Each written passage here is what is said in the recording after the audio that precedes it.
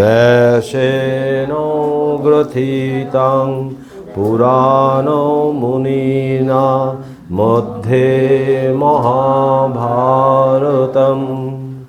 अद्वैतामृतवर्षिणीं भगवतीम् अष्टादशोऽध्यायिनीम् अम्बो त्वाम् अनुसन्दधामि भगवद्गीते भवदेशिनीं वसुदेवसुतं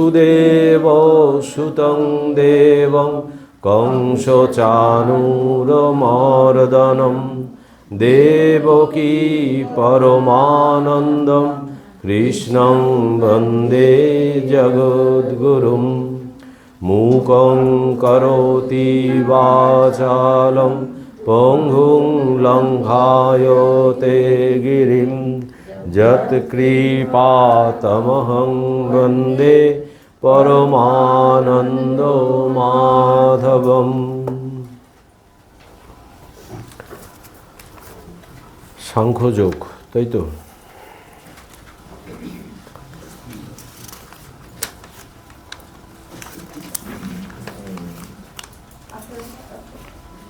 প্রত্যেক হবে 14 হ্যাঁ আজ 15 থেকে সাংখ্যযোগ 15 ইয়ং হি ন ব্যথয়ন্তে তে পুরুষং পুরুষর্ষভ সমদুঃখ সুখং ধীরং সমৃতত্তায় কল্পতে নাশতো বিদ্যতে ভাব न भावो विद्यते शतः उभयोरपि दृष्टान्त स्तनयस्तत्त्वदर्शिभिः अविनाशी तु तद्विद्धि येन सर्वमिदं ततं विनाशमो अवयस्यास्य न कश्चित् कर्तुमर्हति अन्तवन्तो इमे देहा नित्यशोक्ता शरीरिणः अनाशिनो प्रमेयस्य तस्माद् युद्धस्य भारत येनं वेत्ति हन्तारं यश्चैनं मन्यते हतम् उभौ तौ न विजानतो नायं हन्ति न हन्यते न जायते म्रियते वा कदाचित् नायं भूत्वा भविता वा न भुवः अजनित्यः शाश्वतोऽयं पुराणो न हन्यते हन्यमाने शरीरे। 20 পর্যন্ত থাক। তাহলে আগের দিনে আমরা লাস্ট যে শ্লোকটা আলোচনা করেছিলাম সেটা হচ্ছে মাত্রা স্পর্শাস্তু কৌন্তেয় শীত উষ্ণ সুখ দুঃখদা আগম অপায়িন অনিত্যাস্তাং স্থিতি খস্য ভারত। বলছেন যে হে কৌন্তেয় ইন্দ্রিয়বৃত্তির সঙ্গে বিষয়াদির সংযোগেই শীত উষ্ণ সুখ দুঃখাদি দ্বন্দ্বের অনুভব হয়, কিন্তু এসব অনুভূতি উৎপত্তি বিনাশশীল, তাই অনিত্য। হে ভারত, অতএব নির্বিকার চিত্তে এসব সহ্য করো। অর্থাৎ আমাদের কর্ম করতে গেলেই, জীবন ধারণ করলেই কর্ম করতে হবে, আর কর্ম করতে গেলেই এই বিষয়ের সঙ্গে আমাদের সংস্পর্শ হবে, হলেই আমাদের এই সুখ একবার হবে, একবার দুঃখ হবে। ভগবান বলছেন যে এগুলো আসে আর চলে যায়, এগুলো কেউই থাকে না। যেরকম এই বাড়িতে যদি কখনো অতিথি আসে, সেই অতিথি এলে কখনো দুঃখের উৎপাদন হয়, বিরক্তি উৎপাদন হয়, আবার কখনো ভালো লাগে। কিন্তু সেই অতিথি কি থাকে? সে অতিথি আমরা জানি সে বেশিক্ষণ থাকবে না, সে চলে যাবে। এই ব্যাপারটাও এই রকম, যে সুখ দুঃখ বিষয়ের সঙ্গে সংযোগ হলেই আমাদের এই সুখ দুঃখ আসবে। আর এই সুখ দুঃখটা জানতে হবে যে এটা স্থায়ী নয়, এটা অনিত্য। কারণ এটা যদি আমরা জানি তাহলে আমরা সুখের সময় একবারে সেই আনন্দে আপ্লুত হয়ে ওর মধ্যে ভেসে যাব না, হারিয়ে যাব না।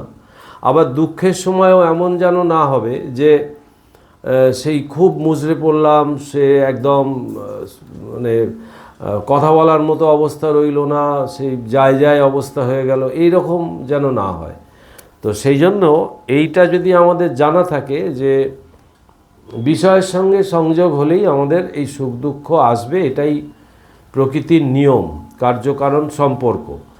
এটা সব সময়ই আছে, আসছে আবার চলে যাচ্ছে। তো এটা নিয়ে যদি তুমি বিচলিত হও তাহলে তোমার কর্মটা তুমি ঠিক মতো করতে পারবে না, এটাই বলছেন এখানে। সেই জন্য কি বলছেন যে এগুলো আসে আর চলে যায়, বলার সাথে সাথে বলছে যে অতএব তুমি তিতিক্ষা অবলম্বন করো, মানে সহ্য করো।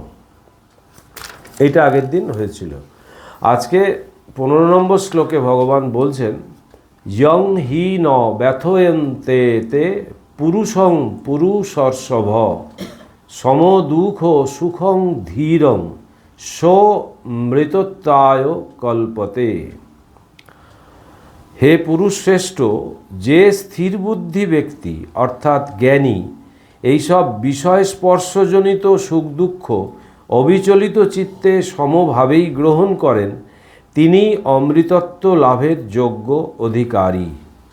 তাহলে প্রথমে বললেন যে এগুলো তুমি সহ্য করো, এগুলো অনিত্য জানো, এগুলো সুখ এলে দুঃখ আসবে, দুঃখ এলে আবার সুখ আসবে, এইটাই নিয়ম, এগুলো থাকবে না, এগুলো চলে যাবে। এবার বলছেন যে ব্যক্তি ধীর, ধীর মানে হচ্ছে এই ধীরং এখানে আছে, ধীর মানে হচ্ছে জ্ঞানী ব্যক্তি আর কি, যার এই সমস্ত জ্ঞান যার হয়েছে আর কি, যে এই কার্যক্ষেত্রে যে এই বিষয় এই ধারণাটাকে কাজে লাগাতে পারে, সেই ধরনের ধীর ব্যক্তি, ধী সম্পন্ন, ধী মানে হচ্ছে মেধা, ধী থেকে এসছে ধীর, তারপরে ধীরং এখানে এসছে অর্থাৎ জ্ঞানী ব্যক্তি। সে কি হয় যে সেই একমাত্র এই অমৃতত্ব লাভে মানে এই ভগবানের পথে বা ভগবানকে আস্বাদন করার পক্ষে সেই উপযুক্ত, কল্পতে মানে অধিকারী। আর এখানে একটা বললো জং হি ব্যথয়ন্তেতে, এই ব্যথয়ন্তেতে মানে এই তাকে এই কোনো রকম এই যে বিষয়জনিত যে সুখ দুঃখ তাকে কোনো রকমভাবে ব্যথিত করতে পারে না, মানে তাকে এই ব্যাপারগুলো তাকে বিচলিত করতে পারে না, অর্থাৎ সে অনাসক্ত হয়ে যায়, নির্বিকার থাকে। সেই জন্য বলছে যে সেই ব্যক্তি এই অমৃতত্ব লাভের যোগ্য, সেই যে ব্যক্তি এই সুখ এবং দুঃখকে সমান জ্ঞান করে, সে এটাতে কোনো রকম বিচলিত বোধ করে না, ব্যথিত হয় না। পরের শ্লোকে, এটা খুব বিখ্যাত শ্লোক, না শত বিদ্যতে ভাবো না ভাবো বিদ্যতে শত উভয়োরপি দৃষ্টন্ত স্তনয়স্তত্ত্বদর্শিভি। হে 16, অসৎ বস্তুর অস্তিত্ব বা স্থায়িত্ব নেই, তেমনি সৎবস্তু চিরকালই আছে। এই না শত বিদ্যতে ভাবো আর না ভাবো বিদ্যতে শত, মানে অসৎ বস্তুর অস্তিত্ব নেই, স্থায়িত্ব নেই, তেমনি সৎবস্তু চিরকালই আছে। তত্ত্বদর্শীগণ অর্থাৎ জ্ঞানীরা সৎ ও অসৎ এই উভয়ের স্বরূপ উপলব্ধি করেছেন। যারা এই তত্ত্ব মানে এই ভগবত তত্ত্ব যারা উপলব্ধি করেছে, তারা এই সৎ অসৎ এই দুটোর স্বরূপ, অর্থাৎ কোনটা সৎ আর কোনটা অসৎ, এর স্বরূপ মানে সেটা কোথা থেকে আসছে সেটা স্থায়িত্ব আছে কি নেই তাকে বিচার করে জানা, এইটা যারা উপলব্ধি করেছে, এই তত্ত্বদর্শী যারা, তারা এইটাকে উপলব্ধি করেছে। ঠাকুর যেরকম মাস্টারমশাইকে প্রথমেই বলছেন যে ওই মাস্টারমশাই জিজ্ঞেস করছেন না যে আজ্ঞা ঈশ্বরে কি করে মন হয়, তখন বলছেন যে তার নাম গুণ কীর্তন, তারপরে বলছে নির্জন বাস, তারপরে সাধু সঙ্গ, তারপরেই এই বিচারের কথা এসছে যে নিত্য অনিত্য বিচার। ঠাকুর এই কথাটা বলেন, নিত্য অনিত্য বিচার।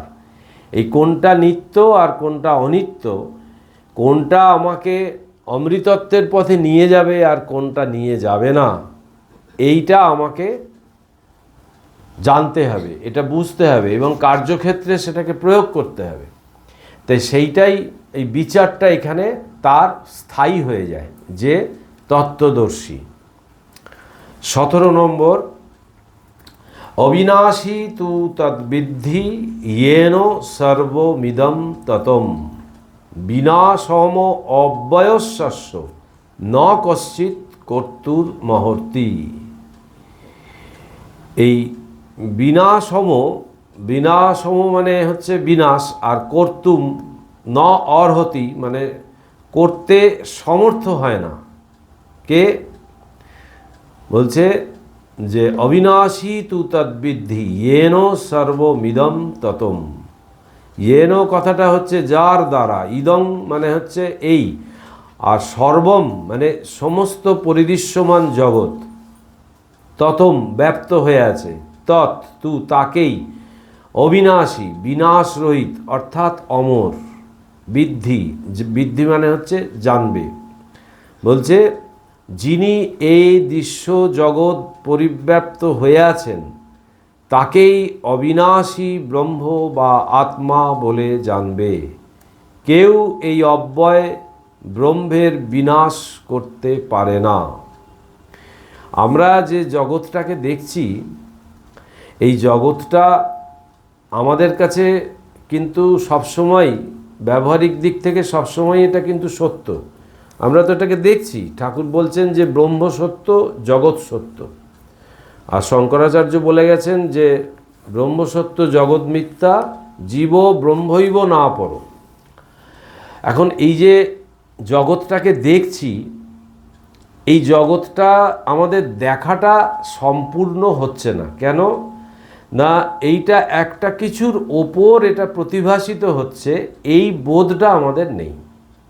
আমরা কেবলমাত্র মানুষকে মানুষ দেখছি, কিন্তু মানুষ যে স্বরূপত আত্মা, এই তার সাথে এই বোধটা আমাদের নেই। থাকলে কিন্তু আমরা কারুর সঙ্গে কাউকে নিন্দা করতে পারতাম না, কারুর সমালোচনা করতে পারতাম না, কাউকে হিংসা করতাম না, কারুর প্রতি বিদ্বেষ থাকতো না, ঘৃণা আসতো না। এই ঘৃণা, বিদ্বেষ, হিংসা এই সবগুলো আসছে কেন?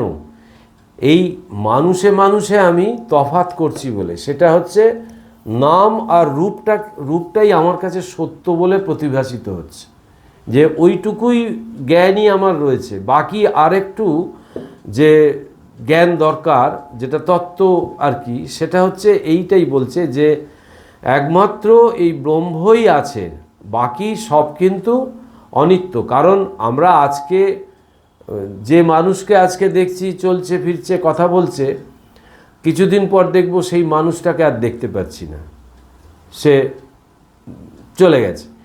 এই যে ব্যাপারটা, আবার এই জগৎটাকেও আমরা যে রূপে দেখছি, এটাও কিন্তু সব সময় সরে সরে যাচ্ছে। মানে বাড়ি, তারপরে শহর, সব কিছুই আজকে একরকম আছে, কালকে আরেক রকম দেখছি।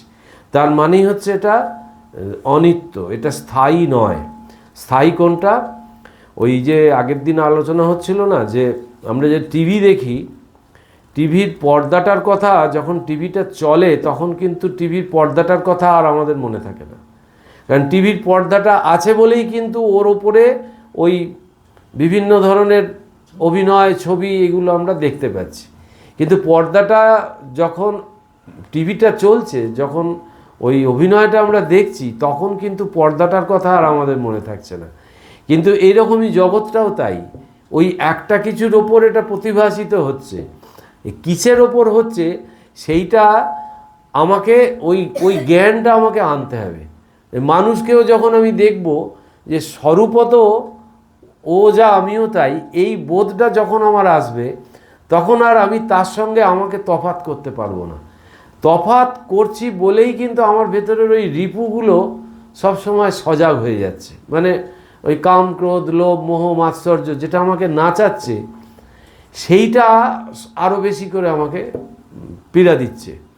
কিন্তু যেই আমি ওই নামরূপের আড়ালে যখন দেখবো এই নামরূপটা তো মিথ্যা, এই বিচারটা এসে যাবে, নামরূপটা তো মিথ্যা। আমরা সহজে কেউ কাউকে ভালোবাসতে পারি না। কেন পারি না? সমান ভালোবাসা সবার প্রতি আমাদের নেই। কেন নেই?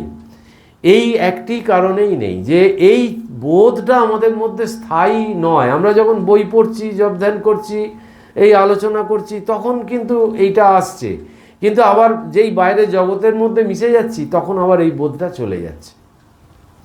এইটাকে কনস্ট্যান্ট ধরে রাখাটাই হচ্ছে আমার জীবনের সব মানে সাধনা এবং উদ্দেশ্য, যে স্বরূপত সব এক, কারুর সঙ্গে কারুর কোনো তফাৎ হবে না। তখন আমি সহজে কোনো হিংসা করতে পারবো না। মানে আমরা এখন কি করি, সহজেই একটা কোনো ছোটোখাটো প্রাণীকে আমরা আঘাত করি, দরকার পড়লে মারতেও যাই, কিন্তু তখন কি হবে, ওই জীব হিংসাটাও আমার ভেতর থেকে চলে যাবে। এই ব্যাপারটা যখন হবে, যে আমি যখন বুঝতে পারবো যে এই জগৎটা ব্রহ্মের ওপর প্রতিষ্ঠিত, ব্রহ্ম আছে বলেই এই জগৎটাকে আমি দেখছি, বা ওই টিভির পর্দাটা আছে বলেই আমি টিভির অভিনয়গুলো দেখতে পাচ্ছি, এইটা আমার ধারণায় আনতে হবে। তখন এই যেটা বলল, বিনাশম অব্যয়স্য ন কশ্চিৎ কর্তু মহর্তি, যে কেউ এই অব্যয় ব্রহ্মের বিনাশ করতে পারে না। অর্থাৎ এই ব্রহ্ম হচ্ছে সব সময় আছে, নিত্য। যেটা আমি ওই সৎ চিৎ আনন্দ বলে না, যে সৎ স্বরূপ, আমার স্বরূপটা কীরকম, যে সৎ স্বরূপ, চিৎ স্বরূপ, আনন্দ স্বরূপ। কারণ আমি সবসময় এক্সিস্ট করছি। আমার মৃত্যু হোক, এটা আমরা কেউ শুনতেও চাই না, বলতেও চাই না, ওটাকে শুনলেই ভয় পাই। তার মানেই আমি সৎ স্বরূপ বলেই কিন্তু ওই বোধটা আমার। আবার চিৎ স্বরূপ, আমাদের সবসময় একটা জ্ঞান আহরণ করার স্পৃহা আছে, জানতে চাই। ওই চিৎ ওইখান থেকে আসছে, যে আমি চিৎ স্বরূপ বলেই আমার এই জ্ঞান আহরণের স্পৃহাটা সব সময় সদা জাগ্রত। আমরা কিন্তু সব সময় অভিজ্ঞতা সঞ্চয় করতে যাই, কিছু সহজে না বুঝলে জিজ্ঞেস করি, যেটা কি বুঝলাম না, তার মানে আমার ভেতরে ওইটা রয়েছে, স্বরূপত আমি তাই। আবার আনন্দ স্বরূপ, আমি কখনো দুঃখ পেতে চাই না, আমার দুঃখ যাতে না আসে, আমি সদা সচেষ্ট থাকি সেই সব সময়, যে আমি সব সময় আনন্দে থাকতে চাই। অর্থাৎ এই সৎ চিৎ আনন্দ স্বরূপ আমি, এইটা ওই যে বলছে যে ওইটাই একমাত্র আছে, ওটার বিনাশ নেই, সেইটাই হচ্ছে এই ন কশ্চিৎ কর্তু মহর্তি, যেটাকে বিনাশ করা যায় না। অব্যয় কথাটা এখানে একটা টিকা আছে।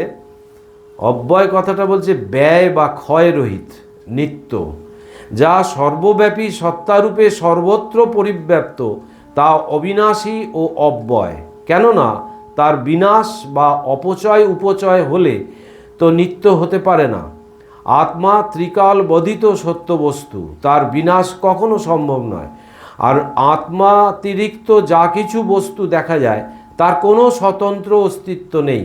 ব্রহ্মই একমাত্র সৎ। তিনি অবিদ্যাকল্পিত দৃষ্টিতে উৎপত্তি বিনাশধর্মী জগৎরূপে প্রতিভাত হন।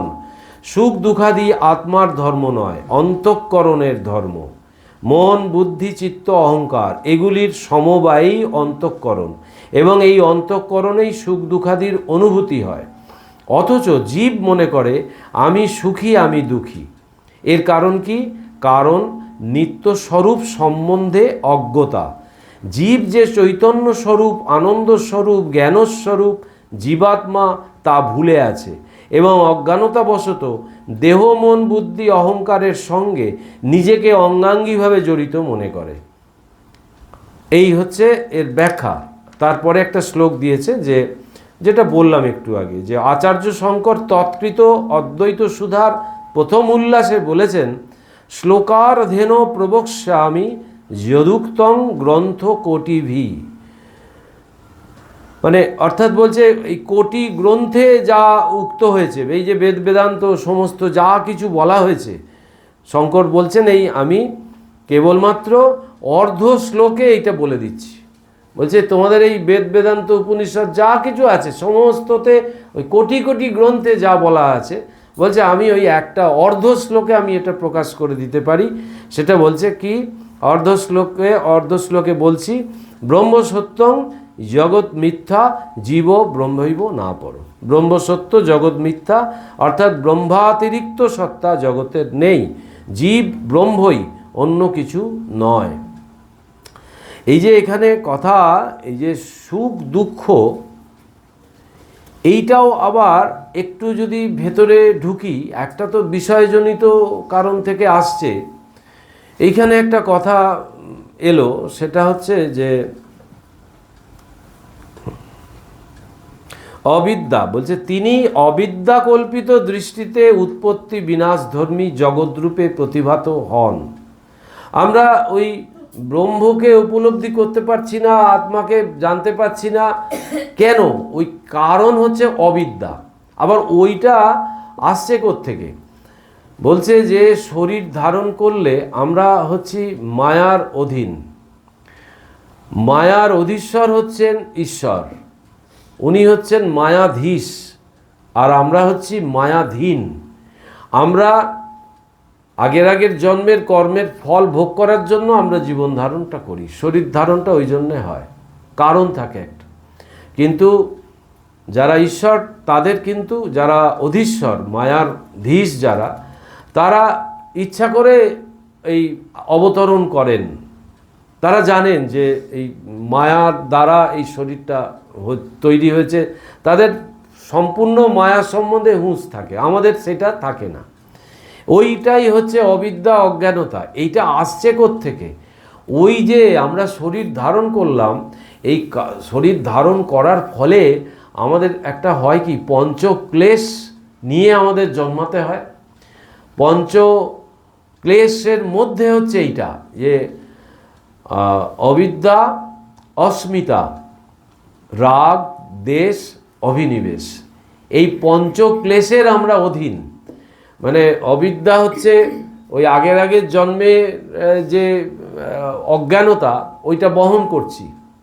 যতক্ষণ না আমাদের এই উপলব্ধি অনুভূতি হচ্ছে, ততক্ষণ এই অবিদ্যা যাচ্ছে না, যার ফলে আমরা এই ভ্রমে পড়ে আছি, মায়ার হাতে পড়ে আমরা পুরোপুরি ভুলভাল সব দেখছি, ভাবছি। আর অস্মিতা হচ্ছে আমি আমার, মানে আমি আমার এর বাইরে আমরা কিছুতেই বেরোতে পারি না সব সময়। মানে স্বামীজি ওই জন্যে এই যুগে এসে ওই সেবা যোগ দিয়ে গেল, বলে ওই আমি আমার থেকে বেরোতে গেলেই তোমাকে অপরের সেবা করতে হবে। যেই পরার্থে যেই জীবনটা দেবার একটা শুরু হবে, শুধুমাত্র আমার প্রথমে তো শুরু হবে যে আমার সংসারের যারা আছে তা ভালোবাসা, তার প্রতি সেবা। এইবারে ওটা যখন নিঃস্বার্থ হবে, সংসারের মানুষের সঙ্গে করাটা স্বার্থপূর্ণ। আর বাইরের জগতের সকল মানুষকে যখন ভালোবেসে তাকে সেবা করতে যাব, চিনি না জানি না তাকে যখন সেবা করতে যাব, তার কাছ থেকে কিছু পাওয়ার আশা না করে যখন সেবা করতে যাব, তখন ওইটা ঠিক সেবা, ওইটাই হচ্ছে নিঃস্বার্থ সেবা। স্বামীজি বলছেন যে এই যুগে এসে বলছে যে কিছু করতে হবে না, খালি পরার্থে নিঃস্বার্থ সেবা আর দান থাকলে দান। ওই বলছে যার আছে মাপো, যার নেই জপো। তো যার আছে মাপো মানে দিয়ে যাও, দান করে যাও। এই দানের মধ্যে ওইটা আবার ওই বলছে ডান হাত দিলে বাম হাত জানতে পারবে না, সেখানেও স্বার্থটা থাকবে না। এই স্বার্থটা আছে বলেই আমি আমার বোধটা আছে, ওই জন্য অবিদ্যা, অজ্ঞানতা আরও গেড়ে বসে আছে। এর পরেরটা হচ্ছে রাগ, দেশ, অভিনিবেশ। রাগ মানে হচ্ছে ওই অনুরাগ আর বিরাগ আছে না, যে এটা হচ্ছে বিরাগ, এই রাগ মানে হচ্ছে আসক্তি। এই আসক্তি আমাদের সর্বসময় আমাদেরকে নাচিয়ে বেড়াচ্ছে। আর আসক্তিটা হচ্ছে সম্পূর্ণটাই, বেশিটাই হচ্ছে দেহজনিত সুখের কারণে।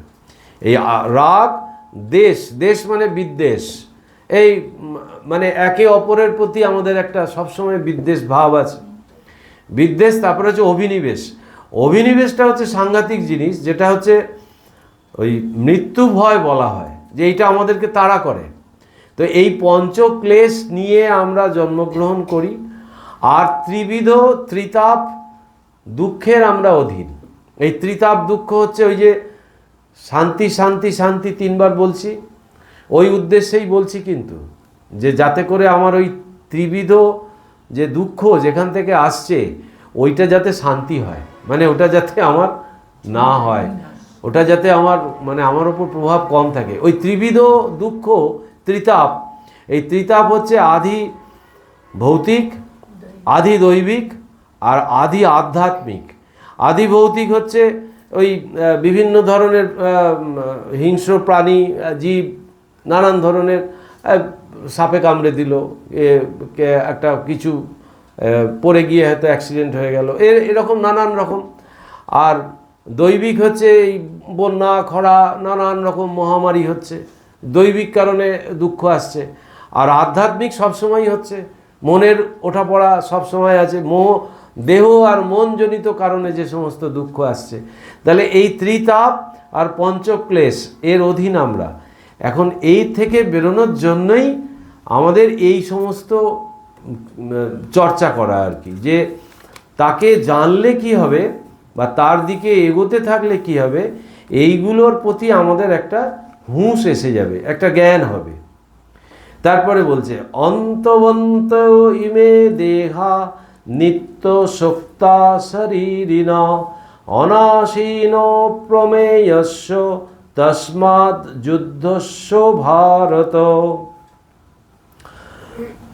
যে দেহাবচ্ছিন্ন জীবাত্মার এই সকল শরীর নশ্বর বলে কথিত হয়েছে, কিন্তু আত্মা নিত্য, অবিনাশী ও অপ্রমেয়, প্রত্যক্ষাদি প্রমাণ দ্বারা উপলব্ধি করবার অযোগ্য। অতএব হে অর্জুন, তুমি যুদ্ধ করো। মানে অর্জুন তো ওই যুদ্ধ করবে না বলে বসে পড়েছিল, তা ভগবান তাকে এই আত্মতত্ত্ব দিচ্ছেন। আত্মতত্ত্ব তাকে, কারণ অর্জুন কিন্তু জ্ঞানী, অর্জুন পণ্ডিত মানুষ, অর্জুন শুধুমাত্র ক্ষত্রিয় বীর তা নয়, অর্জুন পণ্ডিত একজন। তো তাকে প্রথমেই আত্মতত্ত্ব দিচ্ছে, কারণ অর্জুন যদি যে সে ব্যক্তি হতো তাহলে কিন্তু তাকে এই আত্মতত্ত্ব প্রথমে ভগবান দিলে সে নিতে পারত না। যেহেতু সে জ্ঞানী ব্যক্তি, তার পক্ষে নেওয়া সম্ভব, ভগবান সেটা জানেন। সেই জন্য এই প্রথমেই এই আত্মতত্ত্ব দেয়া শুরু করে এইবার ভগবান বলছেন যে দেখো, এই যে শরীরগুলো তুমি দেখছো এইগুলো সব অনিত্য, এইগুলো কোনোটাই চিরস্থায়ী চিরদিন থাকবে না। তারপরে এই শেষ কথা অনাসীন অপ্রমেয়স্য তস্মাৎ যুদ্ধস্য ভারত। বলছে অতএব, মানে এটার এই যে আত্মার যে অবিনাশিত্ব সেটা বলার জন্য আদৌ জোর দিয়ে বলছেন যে আত্মা নিত্য, অবিনাশী ও অপ্রমেয়। অপ্রমেয় মানে প্রমাণ দ্বারা এটাকে উপলব্ধি করা যায় না, প্রমাণ দ্বারা এটাকে উপলব্ধি করা যায় না। অদ্বৈত মতে জীবাত্মা ও পরমাত্মা অভিন্ন, যেমন ঘটাকাশ ও মহাকাশ। মহাকাশের অতিরিক্ত ঘটাকাশের যেমন অস্তিত্ব নেই, তেমনি পরমাত্মাকে বাদ দিয়ে জীবাত্মার কোনো সত্তা নেই। ব্রহ্মই সত্য, ব্রহ্মাতিরিক্ত আর সব মিথ্যা। ব্রহ্ম নির্বিশেষ, নির্বিকল্প, নিরুপাধিক, নির্গুণ। আর বিশিষ্টাদ্বৈত মতে জীব জগৎ বিশিষ্ট ব্রহ্ম। ব্রহ্ম এক, জীব বহু, জীব ও জগৎ ব্রহ্মের বিরাট শরীর। ওই মতে জীব জগৎ মিথ্যা নয়। ব্রহ্ম নির্গুণ নন, তিনি সগুণ, সবিশেষ। ব্রহ্মই জগতের নিমিত্ত ও উপাদান কারণ। ব্রহ্মই জীব জগৎ রূপে পরিণত। নরেন্দ্রের প্রশ্নে শ্রীরামকৃষ্ণদেব বলেছেন, বিশিষ্টাদ্বৈতবাদ রামানুজের মত কিনা জীবজগৎ বিশিষ্ট ব্রহ্ম, সব জড়িয়ে একটি। যেমন বেলের ওজন জানতে হলে খোলা বিচি, শ্বাস, সব একসঙ্গে ওজন করতে হবে। যার শ্বাস তারই খোলা ও বিচি, যারই নিত্য তারই লীলা, এরই নাম বিশিষ্টাদ্বৈতবাদ। দ্বৈতবাদীর মতে ঈশ্বরই জীবজগৎ সৃষ্টি করেছেন। জীবাত্মা ও পরমাত্মা স্বতন্ত্র, স্রষ্টা, সৃষ্টি, পুরুষ ও প্রকৃতি স্বতন্ত্র এবং ঈশ্বর দর্শনে জীবের মুক্তি হয়।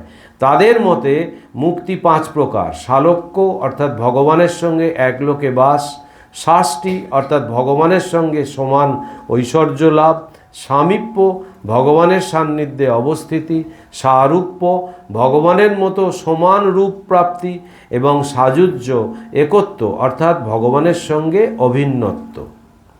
এই 3 প্রকার মত দিলেন এবং ঠাকুর এই বিশিষ্টাদ্বৈত মতকেও কিন্তু অনেক গুরুত্ব দিয়েছেন, কারণ বারবার বলেছেন তাহলে ওজনে কম পড়ে যাবে। কারণ একটা বেলের ওজন জানতে গেলে তার সমস্তটাই নিতে হবে, নাহলে ওজনে কম পড়ে যাবে। কেবলমাত্র শ্বাস নিলে হবে না। আর এই দ্বৈতবাদীদের যে অবস্থা, সেটা ঈশ্বর আছেন, যার জীবাত্মা ও পরমাত্মা এই দুটো স্বতন্ত্র, এইটা যেন আলাদা। আর 5 প্রকারের অবস্থার মধ্যে দিয়ে ভক্ত চায় যে আমি ঈশ্বরকে আস্বাদন করব। আর এই বিশিষ্টাদ্বৈতবাদে হচ্ছে যে এই নিত্য আর লীলা। ঠাকুরের উদাহরণ আছে যে যারই নিত্য তারই লীলা, মানে ওই যে সমুদ্রের যে ঢেউ, ঢেউ আর সমুদ্র দুটো কিন্তু আলাদা নয়, সমুদ্রেরই ঢেউ। সেই রকম যে জীব ঈশ্বর থেকে ভিন্ন নয়, জীব তার অংশ। তো জীবাত্মা আর পরমাত্মা এই দুটো এক, এটা এই মুন্ডকোপনিষদে একটা শ্লোকে এটা বলছেন, খুব সুন্দর গল্পের মতো। ওটা আজকে বলবো, সময় আছে। খুব সুন্দর এই জীবাত্মা আর পরমাত্মার যে কনসেপ্ট, এটা অনেকটা ওইটার থেকে ক্লিয়ার হয়ে যায়। আচ্ছা, তারপরে 19 নম্বর শ্লোকে যাই, ওইটা একদম শেষে যাব। ইয়ং বেত্তি হন্তারম যস্যৈনং মন্যতে হতম উভৌ তৌ ন বিজানীত নায়ং হন্তি ন হন্যতে। যে আত্মাকে হন্তা বলে মনে করে এবং যে আত্মাকে নিহত মনে করে, তারা উভয়ই আত্মার প্রকৃত স্বরূপ জানে না। আত্মা কাউকে বধ করেন না, আবার কারো দ্বারা হতও হন না। এই যে অর্জুন বলছে না যে আমি এই স্বজন বধ করে পাপের ভাগী হব, আমার ওই রকম রাজ সিংহাসন দরকার নেই, বলছে না?